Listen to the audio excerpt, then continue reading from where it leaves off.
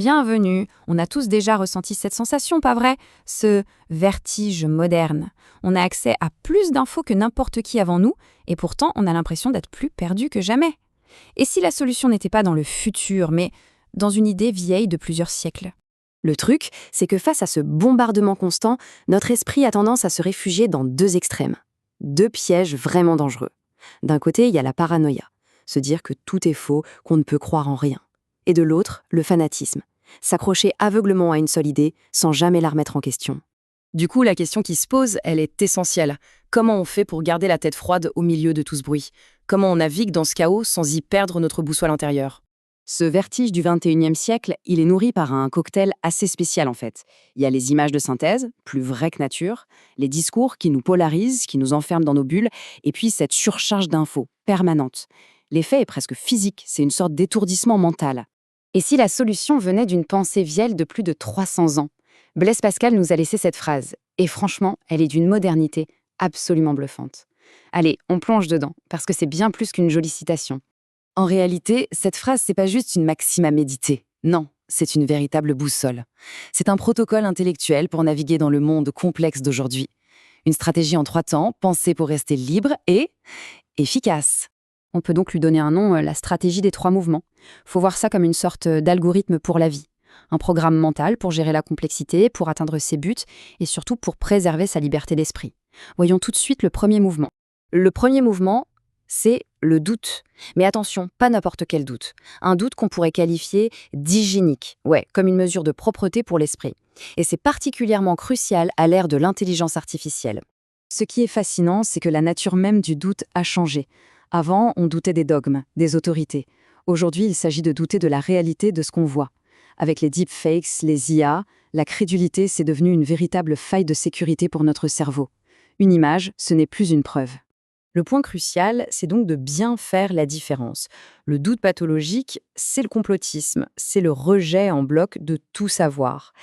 Alors que le doute hygiénique, lui, c'est un filtre actif. C'est une petite zone tampon qu'on met entre ce qu'on perçoit et ce qu'on décide de croire. C'est vraiment la première étape vers la liberté. Refuser de laisser les autres penser à notre place. Ok, mais douter de tout le temps, c'est la paralysie assurée. Une fois qu'on a filtré le bruit ambiant, il faut bien construire sur quelque chose de solide. Et c'est là qu'intervient le deuxième mouvement, l'assurance éthique. On entend partout cette petite phrase « toutes les opinions se valent ». Sauf que dans notre monde liquide, où tout semble relatif, cette idée est hyper dangereuse. Si plus rien n'a de valeur, tout s'effondre. L'assurance, c'est justement la capacité de se forger une colonne vertébrale, un socle de principes qui, eux, ne sont pas négociables. Alors, c'est quoi concrètement ces points d'ancrage? Ça peut être, par exemple, d'affirmer que la dignité humaine est absolue, que la vérité des faits existe et qu'elle est toujours supérieure au mensonge, ou encore que les valeurs démocratiques méritent d'être défendues. Attention, ce ne sont pas des opinions, ce sont des fondations. Il ne s'agit pas d'arrogance, mais de solidité. Et on arrive au troisième mouvement. C'est le plus surprenant, et sans doute le plus difficile pour notre ego moderne, la soumission. Mais attention, le mot est piégeux. Il faut le comprendre comme une stratégie, pas du tout comme une faiblesse. Notre culture est complètement obsédée par les hacks, les résultats instantanés, les raccourcis. On veut tout et tout de suite. Le problème, c'est que ça nous a fait oublier une chose fondamentale, la puissance du processus. Pour construire quelque chose qui dure, il faut accepter la réalité des processus.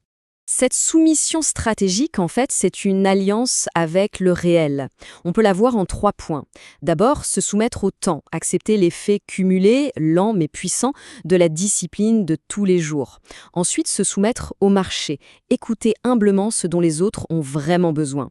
Et enfin, se soumettre à la contrainte, utiliser les limites comme un carburant pour être plus créatif. Ce n'est pas de la résignation, c'est de l'intelligence en action. Alors, au final, quel est le secret ? Eh bien, ce n'est pas de choisir un seul de ces mouvements et de s'y tenir, non.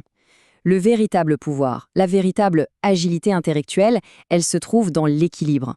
C'est une sorte de danse constante entre ces 3 postures, en s'adaptant à chaque situation. Toute la puissance de cette triade, elle est là. Savoir quand douter, ça protège notre esprit de la manipulation. Savoir quand être sûr de ses valeurs, ça protège notre cœur, ça nous permet de garder le cap.